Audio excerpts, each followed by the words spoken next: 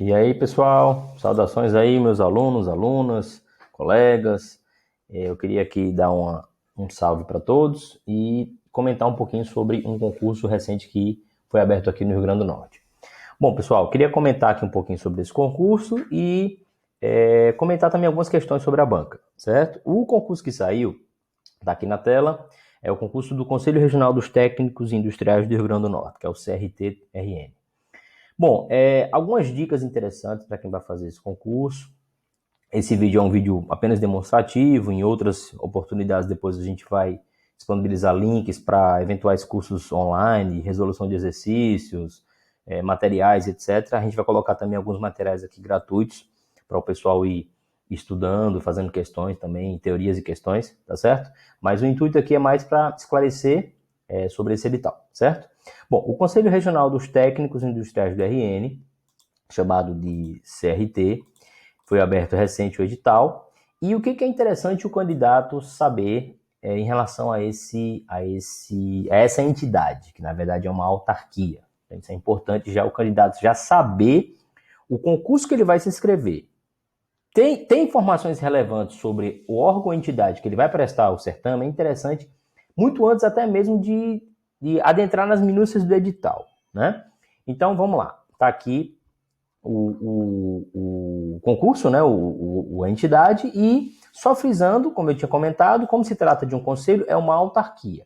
Aí, turma, a questão da questão de ser uma autarquia, toda autarquia, está no artigo 37 da Constituição, um dos incisos, salvo engano, 19, ele fala da questão da possibilidade na verdade, não possibilidade, da obrigatoriedade da criação de uma autarquia mediante lei. E qual foi a lei que criou o CRT? Essa aqui, ó. A Lei 13.639, de 26 de março de 2018. Então, ó, cria o Conselho Federal dos Técnicos Industriais, o Conselho Federal dos Técnicos Agrícolas, Regionais dos Técnicos Industriais e os Conselhos Regionais dos Técnicos Agrícolas. Ou seja, publicado no DAU, etc. Enfim, todo aquele caminho da vacatio legis tem que ser publicada, a promulgação, né, a vigência da lei, etc. Então, em linhas bem gerais, para vocês poderem entender, aos interessados nesse concurso, o CRT é uma autarquia. Então, o próprio artigo 1º da lei diz, ó, são criados os conselhos federais, Conselho Federal dos Técnicos, Conselhos Regionais, tal. Aí no final ele fala, ó, autarquias com autonomia administrativa e financeira e com estrutura federativa. Gente, isso aqui é importante demais.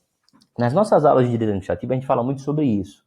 A autarquia é uma entidade da administração pública indireta, criada por lei, né? Tem patrimônio próprio, tem autonomia administrativa e financeira, recebe aqueles recursos para desempenhar aquelas atividades previstas na lei que criou, exerce atividades típicas de Estado. Nós temos vários exemplos no Brasil, IBAMA, INCRA, INSS, enfim, tem vários exemplos de autarquias. E o CRT é uma autarquia. Então fica a dica para a disciplina de Direito Administrativo. É interessante que o aluno tenha um conhecimento interessante sobre autarquia. Beleza? Fica a dica. Mais um aqui. Bom, o objetivo desse nosso vídeo aqui é falar um pouquinho sobre o cargo de agente administrativo e agente de fiscalização do CRT, Conselho Regional dos Técnicos Industriais do RN. Lembrando que esse concurso, por se tratar de uma autarquia, o provimento será através de um cargo público. O cargo público tem que ser criado por lei, tem todos aqueles conjuntos de atribuições previstas na lei que criou o cargo, então vai ter estabilidade, tem que ter concurso público, só pode perder o cargo mediante aquelas situações previstas na Constituição, PAD, sentença judicial transitada de julgado, procedimento de avaliação periódica de desempenho, que ainda não há uma legislação, uma regulamentação tanto quanto pertinente em relação a isso, e aquele caso lá do corte de despesas em virtude de excesso de gastos com o pessoal, mas é uma situação que até hoje nunca aconteceu no Brasil e dificilmente vai acontecer, tá? Porque existe todo um caminho a ser percorrido até chegar até aí, e provavelmente eles vão com certeza retirar os que não fizeram concurso, que é os chamados cargos de livre nomeação e exoneração, daqueles que fizeram concurso. Então pode ficar tranquilo em relação a isso, que até o presente momento o servidor mantém a sua estabilidade. Cuidado, ó a dica aqui, ó. Estudo apurado sobre a administração pública, em especial a parte de autarquias. Então, nós temos vamos lançar o nosso curso online de administração pública e a gente dá uma ênfase bem interessante em relação às autarquias. Entidades da administração pública indireta, criadas por lei, enfim, tem toda uma série de características, né, que a gente vai falar sobre isso no curso.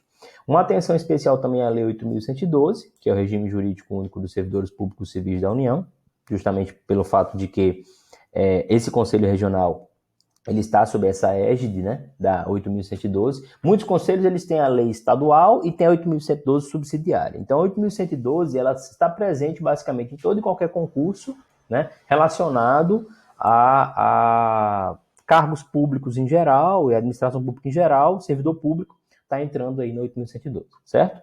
E, por fim, falar um pouquinho sobre as questões da banca Quadrix. O que eu queria falar um pouquinho da banca Quadrix? Bom, essa banca aqui tem que ter cuidado com o seguinte.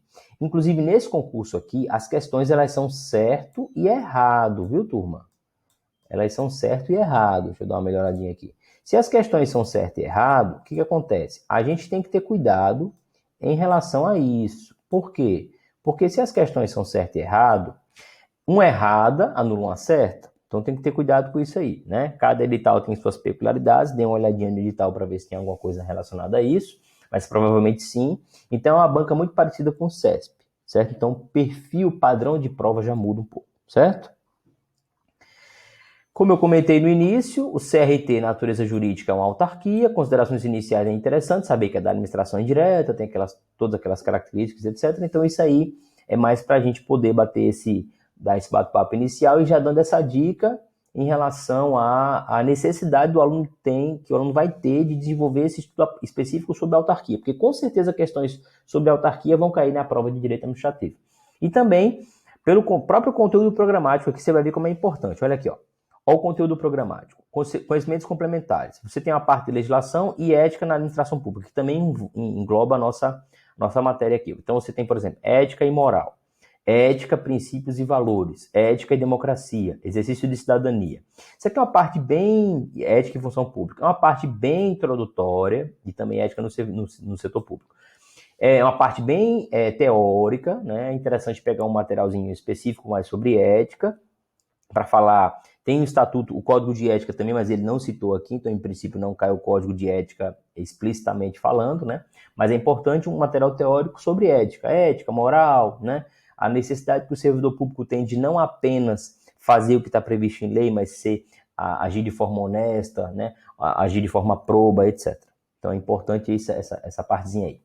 A nossa atuação basicamente nesse canal e focado na parte de direito público e direito administrativo com legislação específica, como está aqui, ó. Inclusive tem aqui o nosso Instagram e o e-mail, certo, pessoal? Tem a lei de acesso à informação também, que é interessante, está muito em voga, que é a Lei 2.527, e também uns decretos que regulamentam também, lembrando, só para aqueles que estão, de repente, iniciando ou estão revisando, esse decreto aqui é aquele decreto regulamentar que regulamenta pontos da lei, né? Para a lei não ficar muito grande, então o decreto vai lá e vai regulamentar esses pontos, ok? Então, basicamente, é mais para comentar isso com vocês, ok? Os cargos de nível, isso aqui é a parte de conhecimentos complementares, ou seja, cai para todos os cargos, né? A parte de conhecimentos específicos do cargo de nível médio, você tem aqui agente administrativo, você tem noções de direito administrativo, que é padrão, é um edital, esse conteúdo programado está muito padrão. Então você tem Estado, governo, administração pública, conselhos de administração pública, elementos, poderes, você tem a organização administrativa da União, administração direta e indireta, agentes públicos, espécie e classificação. Se ele está falando da Organização Administrativa da União, então você já subentende que se trata de uma autarquia federal, né, o CRT. Poderes administrativos também, poder regulamentar, disciplinar, importante também. E uma ênfase um dos poderes que cai muito em concurso é o poder de polícia. Teremos várias aulas aí sobre poder de polícia nos cursos. A parte de serviço público também cai, controle e responsabilização da administração pública, os tipos de controle e a lei de licitações. Cuidado aqui com a lei de licitações, por quê? Porque nós temos lei nova, que foi criada recentemente, substituindo a lei de licitações, só que tem um detalhe em relação a isso, né? O que acontece? Essa nova lei de licitações, o próprio edital citou ainda a 8666. Então, o que acontece? Se o próprio edital já citou a lei 8666, você tem que analisar ela em cotejo com a 14.133, né? A lei 14.133 é a lei justamente que fala 14.133 de 2021. Certo? Que é a nova lei de licitações. Só que como ele citou a lei 8.666 de 93, ela ainda está em voga. Aí você fala, bom, professor, mas não criou a nova lei não, porque ela tem uma vacácio legis e ela ainda está em vigor, a 8.666. Então nada impede de você estudar também a 8.666 em cotejo com a 14.133, ok? Isso a gente vai ver também no decorrer dos cursos. Beleza, pessoal? Bom, então eu vou, para esse vídeo também não ficar muito longo, eu já vou finalizar por aqui. Na verdade, eu vou fazer o seguinte, eu vou fazer uma questãozinha aqui para vocês verem da Quadrix, depois a gente abre outros vídeos para não ficar tão longo sobre outras questões, beleza? Então vamos lá, aqui ó. 2020, Banca Quadrix, um textozinho associado à questão. Estado com E maiúsculo, ó. Pessoa jurídica territorial soberana formada pelos elementos povo, território e governo soberano. Gente, ele perguntou o seguinte, isso aqui é um trecho, né, um excerto do livro do Vicente Paulo Marcelo Alexandrino, e ele perguntou assim, ó, julgue o item. O Estado possui personalidade jurídica de direito público, podendo adquirir direitos e contrair obrigações na ordem jurídica. Correto, gabarito, né? O que acontece? O Estado é maiúsculo, só lembrando aqui, ele possui personalidade jurídica de direito público, sim, porque personalidade jurídica de direito privado, são apenas quem tem são os entes da administração pública indireta, né? Que a gente vai ver adiante. E pode contrair direitos, adquirir direitos e contrair obrigações? Pode sim. Só um parênteses aqui, pessoal. O Estado ele é formado por esse tripé. Povo, elemento humano, território, elemento físico, e governo soberano, elemento jurídico. Quando a gente fala em povo, as pessoas que fazem parte, tem um liame, uma ligação com aquele determinado Estado. O território é o espaço físico em que as pessoas estão. E o governo soberano é o elemento jurídico, ou seja, soberania é uma característica intrínseca ao Estado com E maiúsculo, por quê? Porque soberania, quem tem soberania é a República Federativa do Brasil. Então, quando eu falo governo soberano, é justamente essa questão de soberania.